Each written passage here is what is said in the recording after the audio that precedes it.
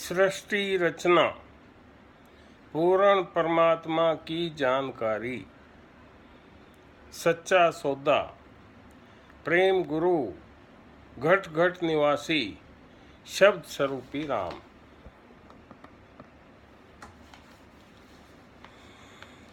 सर्वप्रथम केवल एक ही प्रभु था और उसका नाम है कबीर देव अर्थात कवीम।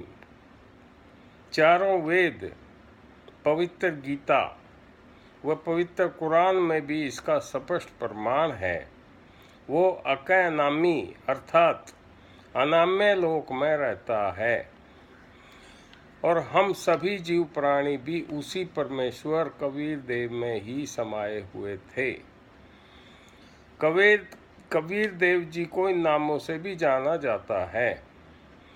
नि अक्षर पुरुष, परम अक्षर पुरुष, शब्द स्वरूपी राम, अकाल मूर्त, पूर्ण ब्रह्म इत्यादि। उसके बाद उस परमात्मा ने अपने अनामी लोक के नीचे स्वयं प्रकट होकर अपनी शब्द शक्ति से और तीनों लोकों की रचना की।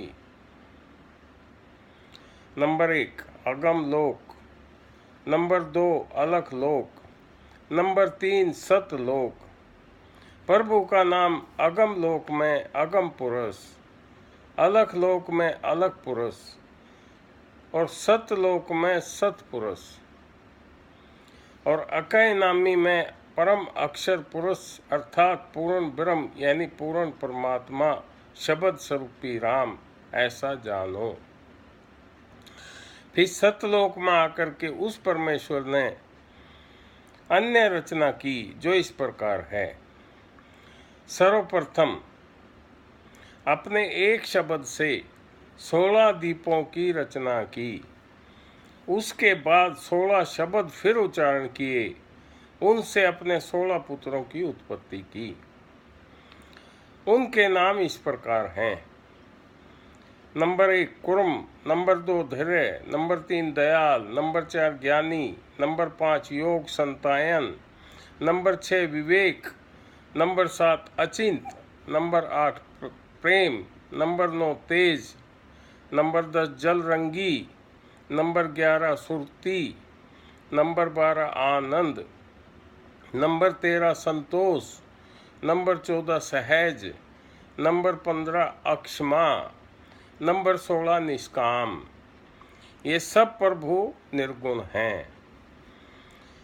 फिर सतगुरु कबीर देव पूर्ण परमात्मा ने अपने सभी 16 पुत्रों को अपने अपने 16 दीपों में रहने की आज्ञा दी।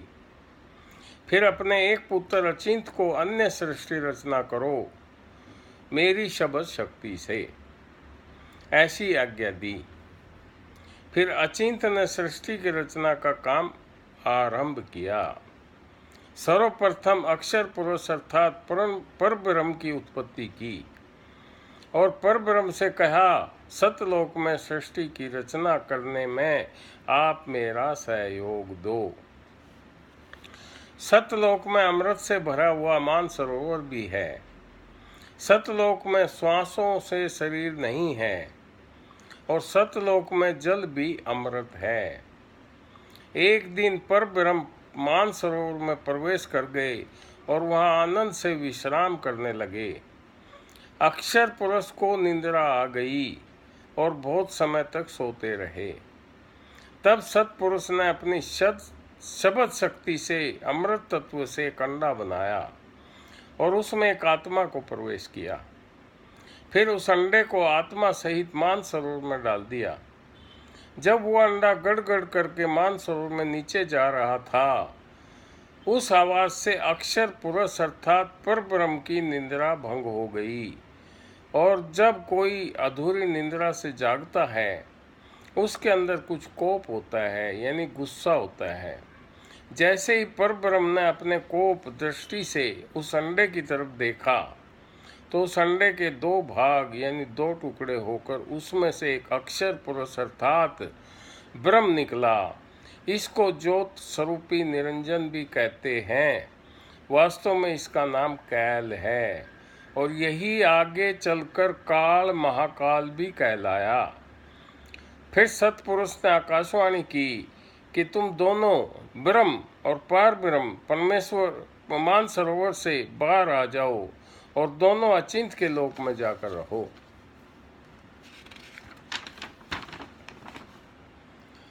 फिर हम दोनों अचिंत के लोक में जाकर रहने लगे। फिर बहुत समय के बाद इस अक्षर पुरुष अर्थात ब्रह्म के मन में एक युक्ति सूझी, क्यों न मैं अपना अलग राज्य बनाऊं। मेरे सब अन्य भाई अलग अलग एक द्वीप में अकेले रहते हैं और हम एक द्वीप में 3 रहते हैं, अचिंत, परब्रह्म और मैं ब्रह्म। ज्योत निरंजन ने ऐसा सोचकर पिताजी यानी पूर्ण ब्रह्म की 70 युग तक एक पैर पर खड़ा होकर तपस्या की। और जब ये ब्रह्म तपस्या कर रहा था तब हम सभी आत्मा जो आजकल के लोक में दुख पा रहे हैं, चाहे कोई देव बना है, चाहे कोई महादेव बना है, चाहे कोई शुकर बना है, चाहे कोई गधा बना है, चाहे कोई राजा बना है, चाहे कोई रंक बना है, पशु या पक्षी बना हुआ है, ये सभी की सभी आत्माएं हम इस काल अर्थात ब्रह्म के ऊपर आसक्त हो गए थे और वही बीमारी आज हमारे अंदर विद्यमान है। यही प्रक्रिया जैसे नादान बच्चे किसी हीरो या हीरोइन को देखकर उनकी अदाओं के ऊपर इतने आसक्त हो जाते हैं, अगर आसपास किसी शहर में वो हीरो अभिनेता या अभिनेत्री आ जाएं तो लाखों की संख्या में उनके दर्शनार्थ भीड़ उमड़ जाए और लेना एक न देने दो, कुछ मिलना नहीं। उनसे ऐसी वृत्ति हमारी यहाँ वहाँ बिगड़ी थी। हम सतलोक में रहा करते थे अपने पिता के साथ, कुछ दुख नहीं था, कोई मृत्यु नहीं थी, हमारे परिवार थे, हम प्यार से रहा करते थे। लेकिन वहाँ हम अपने पति व्रत पद से गिर गए। अपने मूल मालिक उस पूर्ण ब्रह्म जो सदा सुखदाई, जो सदा सहाई, आत्मा का आधार वास्तव में भगवान है, जो जीवों को दुखी नहीं करता, जन्म मरण के कष्ट में नहीं डालता, कुत्ते और गधे नहीं बनाता, उस पूर्ण ब्रह्म को छोड़कर हम इस काल ब्रह्म के ऊपर आसक्त हो गए थे। जब इस काल ने 70 युग तप कर लिया तब पूर्ण परमात्मा ने काल ब्रह्म से पूछा, भाई क्या चाहता है तू? तब इस ज्योत निरंजन काल ने कहा कि पिताजी, जहाँ मैं रह रहा हूँ ये स्थान मुझे कम पड़ता है। तो तब इस ज्योत निरंजन काल ने कहा कि पिताजी, जहाँ मैं रह रहा हूँ ये स्थान मुझे कम पड़ता है तथा मुझे अलग से राज्य दे दो। उस पूर्ण ब्रह्म ने इस ब्रह्म के तप के बदले में 21 ब्रह्मांड प्रदान कर दिए, जैसे 21 प्लाट दे देता है कोई साहूकार पिता अपने पुत्र को। 21 ब्रह्मांडों को पाकर ये ज्योत निरंजन बड़ा प्रसन्न हुआ। कुछ दिनों के बाद इसके मन में फिर आया कि इन ब्रह्मांडों में कुछ और रचना करूं और उसके लिए अन्य सामग्री इस पिताजी से मांगूं। इस उद्देश्य से उसने फिर 70 युग तप किया। फिर पूर्ण ब्रह्म ने पूछा, ज्योत निरंजन अब क्या चाहते हो? तुमको 21 ब्रह्मांड तो दे चुका हूँ। तब इस ब्रह्म ने कहा कि पिताजी, इन ब्रह्मांडों में कुछ अन्य रचना करना चाहता हूँ, कृपा रचना करने की सामग्री भी दीजिए। फिर सतपुरुष ने इस ब्रह्म को 5 तत्व और 3 गुण प्रदान कर दिए। बाद में ब्रह्म ने सोचा कि यहाँ कुछ जीव भी होने चाहिए, वरना मेरे अकेले का मन कैसे लगेगा। इस उद्देश्य से फिर 64 युग तप किया। सतपुरुष ने पूछा, अब क्या चाहता है? ज्योत निरंजन, अब तुझे मैंने जो मांगा सो दे दिया। तब ब्रह्म ने कहा, पिताजी मुझे जीव भी प्रदान करो, मेरे अकेले का दिल नहीं कैसे लगेगा। उस समय सतपुरुष कबीर परमेश्वर ने कहा कि ज्योत निरंजन, तेरे तप के बदले मैं राज्य दे सकता हूँ और ब्रह्मांड चाहिए तो वो दे सकता हूँ, परंतु ये अपनी प्यारी आत्मा अपना अंश नहीं दूंगा। ये तो तेरे किसी भी क्रिया, धर्म, धार्मिक क्रिया से, तप से, किसी भी जप से नहीं दूंगा। हाँ, यदि वो स्वयं कोई हंस आत्मा अपनी इच्छा से तेरे साथ कोई जाना चाहता है तो मैं सब करती दे सकता हूँ, वरना नहीं। ये सुनकर ब्रह्म ज्योत स्वरूपी निरंजन अर्थात जो भविष्य में काल कहला, ये हमारे पास आया। आज हम जितनी भी दुखी आत्मा इसके 21 ब्रह्मांडों में पीड़ित हैं, और फिर इस काल ने हमसे कहा कि मैंने तपस्या करके पिताजी से 21 ब्रह्मांड प्राप्त किए हैं, मैं वहाँ पर स्वर्ग बनाऊंगा, महास्वर्ग बनाऊंगा और दूध की नदियाँ और झरने बहाऊंगा। ऐसे हमको सपने दिखाए और हमको पूछा कि क्या आप मेरे साथ चलना चाहते हो? तब हम सब ने कहा, अगर पिताजी अनुमति दें तो हम चलने को तैयार हैं। फिर ये ब्रह्म पिताजी अर्थात पूर्ण ब्रह्म कबीर जी के पास गया और बोला, इन सभी जीव आत्माओं को मैं पूछकर आया हूँ, वो सब मेरे साथ चलने के लिए तैयार हैं। ये सुनकर पिताजी अर्थात पूर्ण ब्रह्म कबीर जी ने हम सब आत्माओं के पास आकर पूछा, इस ज्योत निरंजन के पास कौन कौन जाना चाहता है? अपने सहमति हमारे सामने व्यक्त करें। उस समय पिताजी के सामने हम सब जीव आत्मा घबरा गए और किसी की भी हिम्मत नहीं पड़ी अपनी स्वीकृति देने की। फिर कुछ समय के बाद एक आत्मा ने सर्वप्रथम हिम्मत की और कहा कि पिताजी मैं इस ब्रह्म के साथ जाना चाहता हूँ। फिर पिताजी ने उस आत्मा का अंक लिख लिया और इसको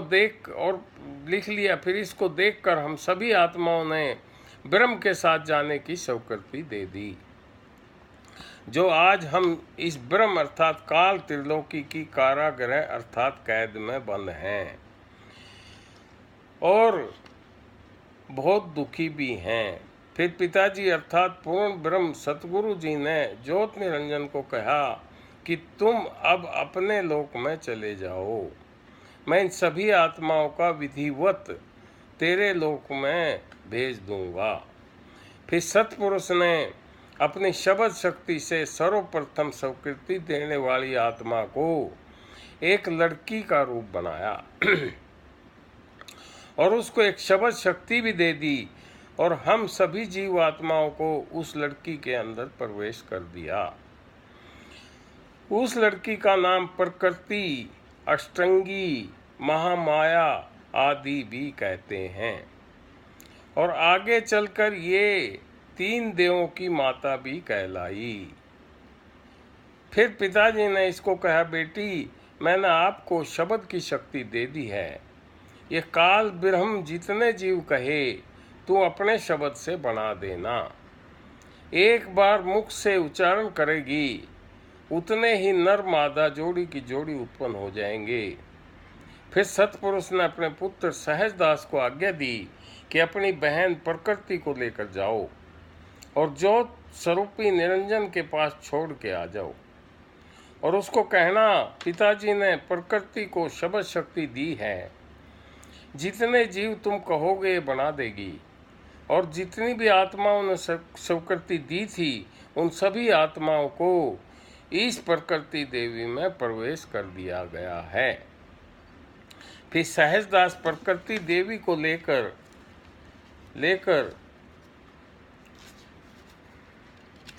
ज्योत निरंजन के पास गया और अपने पिताजी के आज्ञा अनुसार सारा काम करके अपने दीप अर्थात लोक में लौट आया। युवा होने के कारण लड़की का रूप निखरा हुआ था। अक्षर पुरुष ब्रह्म के मन में नीचता उत्पन्न हुई, जो आज हम सब प्राणियों में विद्यमान है। वही वृत्ति, वही प्रक्रिया अर्थात वही बुरी आदत लड़की को देखकर ज्योत निरंजन ने बदतमीजी करने की चेष्टा अर्थात इच्छा प्रकट की। प्रकृति ने कहा, निरंजन, तू जो सोच रहा है वो ठीक नहीं है, क्योंकि तू और मैं एक ही पिता की संतान हैं। पहले अंडे से तेरी उत्पत्ति हुई, फिर पिताजी ने मुझे उत्पन्न किया। इस नाते से मैं और तू बहन भाई हुए। बहन और भाई का ये कर्म पाप का भागी होता है। तू मान जा मेरी बात। ज्योत निरंजन ने एक भी बात उस लड़की की नहीं मानकर और मद होश व काम वश में वह विषय वासना के बस में होकर लड़की को पकड़ने की चेष्टा की। दुष्कर्म करने के लिए फिर लड़की ने उस निरंजन से बचने के लिए और कहीं स्थान ना पाकर जो ही उस काल ने मुंह खोला हुआ था आलिंगन करने के लिए बाजू फैलाई थी, उसी समय लड़की ने छोटा सा रूप अर्थात सूक्ष्म रूप बनाया। अति सूक्ष्म उसके खोले हुए मुंह द्वारा उसके पेट में प्रवेश कर गई। पिताजी से पुकार की, प्रभु मेरी रक्षा करो, मुझे इस काल से बचाओ।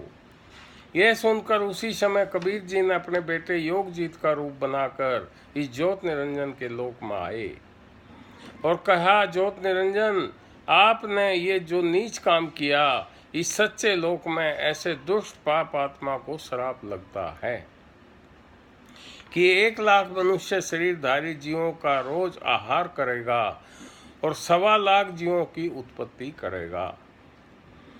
ये आदेश दिया और कहा कि सतलोक से अपने 21 ब्रह्मांड और 5 तत्व, तीनों गुणों को और इस प्रकृति देवी को भी लेकर इस सतलोक से निकल जाओ। इतना कहकर प्रकृति को इस ब्रह्म के पेट से निकाल दिया और सतलोक से निष्कासित कर दिया। और प्रकृति को भी कहा कि तूने इस काल के साथ जाने की स्वीकृति दी थी, अभी इसके साथ रहकर तू अपनी सजा भोग। इतना कहते ही 21 ब्रह्मांड, 5 तत्व, तीनों गुण, काल और माया वायु यान की तरह वहां से चल पड़े और सतलोक से 16 शंख कोश की दूरी पर 21 ब्रह्मांड व सबको इन सबको लाकर स्थित कर दिया। कबीर परमात्मा ने अपनी शब्द शक्ति द्वारा वापिस इस काल निरंजन के मन में वही नीचता फिर उत्पन्न हुई और कहा कि प्रकृति, अब मेरा कौन क्या बिगाड़ सकता है, अब मैं मनमाना करूँगा। फिर प्रकृति देवी ने इसे प्रार्थना की, ज्योत निरंजन, मुझे पिताजी ने जीव प्राणी उत्पन्न करने की शब्द शक्ति दी हुई है। तुम जितने जीव प्राणी कहोगे मैं उत्पन्न कर दूंगी। तुम मेरे साथ ये दुष्कर्म मत करो। लेकिन इस काल निरंजन ने प्रकृति की एक भी बात न मानकर प्रकृति देवी अर्थात दुर्गा को जबरदस्ती अधीन करके अपनी पत्नी बना लिया। प्रमाण पवित्र गीता के अध्याय नंबर 4 के श्लोक नंबर 6 पर देखो। और फिर एक ब्रह्मांड में इस काल ने 3 प्रधान स्थान बनाए अर्थात 3 गुण, नंबर 1 रजोगुण, नंबर 2 सतोगुण, नंबर 3 तमोगुण। फिर रजोगुण प्रधान नक्षत्र में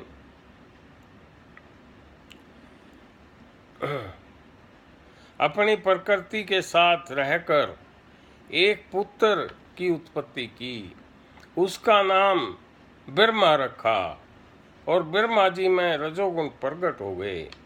उसी प्रकार सतोगुण नक्षत्र में रहकर जो पुत्र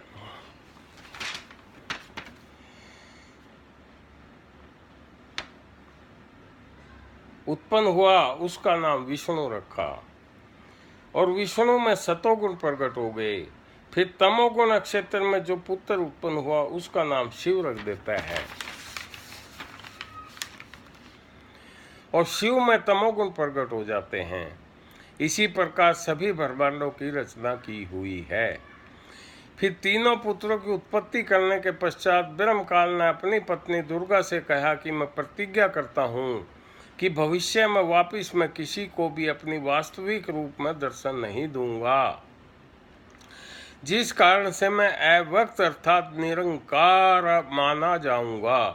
दुर्गा से कहा कि आप मेरा भेद किसी को मत देना, मैं गुप्त रूप में रहूंगा। दुर्गा ने कहा कि आप अपने पुत्रों को भी दर्शन नहीं दोगे।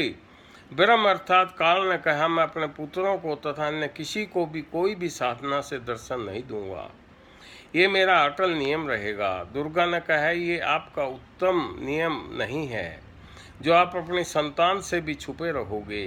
तब काल ने कहा दुर्गा ये मेरी व्यवस्था है, मुझे 1,00,000 मानव शरीरधारी प्राणियों का आहार करने का शाप लगा है।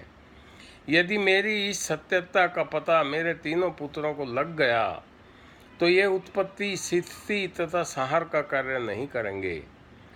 इसलिए मेरा अनुत्तम अर्थात घटिया नियम सदा ही बना रहेगा। जब ये तीनों पुत्र बड़े हो जाएं तो इन्हें अचेत कर देना और मेरे विषय में कुछ नहीं बताना, नहीं तो मैं तुझे भी दंड दे दूंगा। इस डर के मारे दुर्गा अपने तीनों पुत्रों को उनके पिता की वास्तविकता नहीं बताती।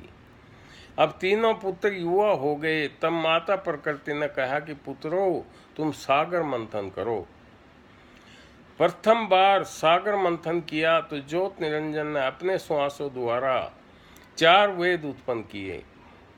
उनको गुप्त वाणी द्वारा आज्ञा दी कि सागर में निवास करो। वो चारों वेद निकले। उन 4 वेदों को लेकर तीनों बच्चे माता प्रकृति के पास आए। तब माता ने कहा कि चारों वेदों को ब्रह्मा रखे व पढ़े। नोट: वास्तव में पूर्ण ब्रह्म ने ब्रह्म अर्थात काल को 5 वेद प्रदान किए थे, लेकिन ब्रह्म काल ने केवल 4 वेदों को ही प्रकट किया। 5वां वेद छुपा लिया जो पूर्ण परमात्मा ने स्वयं प्रकट होकर कबीर अर्थात कबीर वाणी लोक कृत्यों व दोहों के माध्यम से प्रकट किया है। और इन अज्ञानी नकली गुरुओं और महंतों ने अपनी अटकल लगाकर और एक वेद बनाया है जिसको कहते हैं लोक वेद।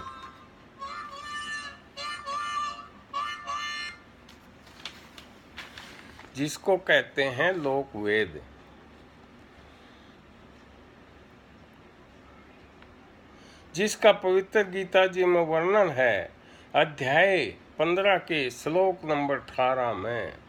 सुना सुनाया ज्ञान अर्थात शास्त्र विरुद्ध साधना। दूसरी बार सागर मंथन किया तो 3 कन्याएं मिली। माता ने तीनों को बांट दिया।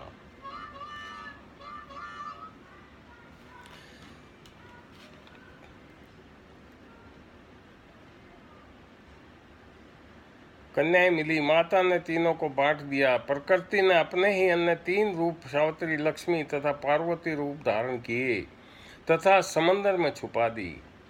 सागर मंथन के समय बाहर आ गई। वही प्रकृति 3 रूप हुई तथा भगवान ब्रह्मा को सावित्री, भगवान विष्णु को लक्ष्मी और भगवान शंकर को पार्वती दे दी। फिर तीनों ने भोग विलास किया। सुर तथा असुर दोनों पैदा हुए। जब तीसरी बार सागर मंथन किया तो 14 रत्न ब्रह्मा को तथा अमृत विष्णु को व देवताओं को मद और शराब असुरों को तथा विष परमार्थ शिव ने अपने कंठ में ठहराया। जब ब्रह्मा वेद पढ़ने लगा तो कोई सर्व ब्रह्मांडों की रचना करने वाला कुल मालिक पुरुष प्रभु तो कोई और है। तब ब्रह्मा जी ने विष्णु जी व शंकर जी से बताया कि वेदों में वर्णन है कि सृजनहार कोई और ही प्रभु है, परंतु वेद कहते हैं कि उस पूर्ण परमात्मा का भेद हम भी नहीं जानते। उसके लिए संकेत है कि किसी वक्त गुरु तत्वदर्शी संत से पूछो। तब ब्रह्मा माता प्रकृति के पास आया और सब वृत्तांत कह सुनाया। माता कहा करती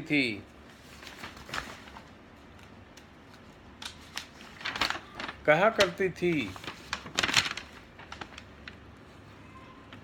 कि मेरे अतिरिक्त और कोई नहीं है, मैं ही करता हूँ और मैं ही सर्वशक्तिमान हूँ। परंतु ब्रह्मा ने कहा, वेद ईश्वर कर्त हैं, ये झूठ नहीं हो सकते। फिर दुर्गा ने कहा कि बेटा, ब्रह्मा तेरा पिता तुझे दर्शन नहीं देगा, क्योंकि उसने प्रतिज्ञा की हुई है। तब ब्रह्मा जी ने कहा कि माता जी, अब आपकी बात पर मुझे अविश्वास हो गया है। मैं उस पुरुष प्रभु का पता लगाकर ही रहूंगा। दुर्गा ने कहा कि यदि वह तुझे दर्शन नहीं देगा तो तुम क्या करोगे? तब ब्रह्मा जी ने कहा कि मैं आपको शक्ल नहीं दिखाऊंगा। दूसरी तरफ ज्योत निरंजन ने कसम खाई है कि मैं अवक्त ही रहूंगा, किसी को दर्शन नहीं दूंगा। अर्थात 21 ब्रह्मांड में कभी भी अपने वास्तविक काल रूप आकार में नहीं आऊंगा। इस काल भगवान अर्थात ब्रह्म अक्षर पुरुष ने त्रुटियां हैं, कमियां हैं, इसलिए अपना साकार रूप प्रकट नहीं करता। इसने अपने ब्रह्मलोक में जो 3 स्थान बना रखे हैं, जैसे माँ ब्रह्मा, महाविष्णु और महाशिव, ज़्यादा से ज़्यादा इन रूपों में प्रकट होकर इनका साकार रूप में दिखाई दे सकता है, पर अपना वास्तविक रूप को छुपा कर रखता है और किसी को भी अपना ज्ञान नहीं होने देता। सभी ऋषि मुनि, महर्षि मुनि बस यही कहते हैं कि वो प्रभु निराकार व प्रकाश है, पर देखने वाली बात यह है कि जिसका भी प्रकाश है, आखिर वो भी तो अपने वास्तविक रूप में होगा। उदाहरण, जैसे सूरज का प्रकाश है तो सूरज भी तो अपने वास्तविक रूप में है, चांद का प्रकाश है तो चांद भी तो अपने वास्तविक रूप में है, पर ज्ञान न होने के कारण सभी अज्ञानी गुरु कहते हैं परमात्मा तो निराकार है, जबकि वेद कह रहे हैं कि परमात्मा साकार रूप में है। वेदों में लिखा हुआ है, अग्ने सतनसी असी, अर्थात परमात्मा सह शरीर है। पर जब तक हमको पूर्ण परमात्मा सृष्टि रचना का ज्ञान नहीं होगा, तब तक हम इस अश्रेष्ठ काल के यानी ब्रह्म के जाल में ही फंसे रहेंगे। बिछड़े हुए परमात्मा से फिर वापस मिलने के लिए अपनी आत्मा को हमेशा हमेशा के सत्य के लिए इस क्षर पुरुष ब्रह्म काल अर्थात ज्योत निरंजन के जाल से मुक्त करें और जाएं अपने सत्य लोक प्रभु परम अक्षर पुरुष अर्थात पूर्ण ब्रह्म परमेश्वर पूर्ण परमात्मा के पास सार नाम यानी सार शब्द का सुमरण करके। और ये मनुष्य जन्म बहुत ही अनमोल है, समझदार मनुष्य को इशारा ही काफी होता है। दोहा, नाम जपत दरिंदर भला, टूटी घर की छान, वो सुंदर महल किस काम के, जहाँ भक्ति नहीं भगवान।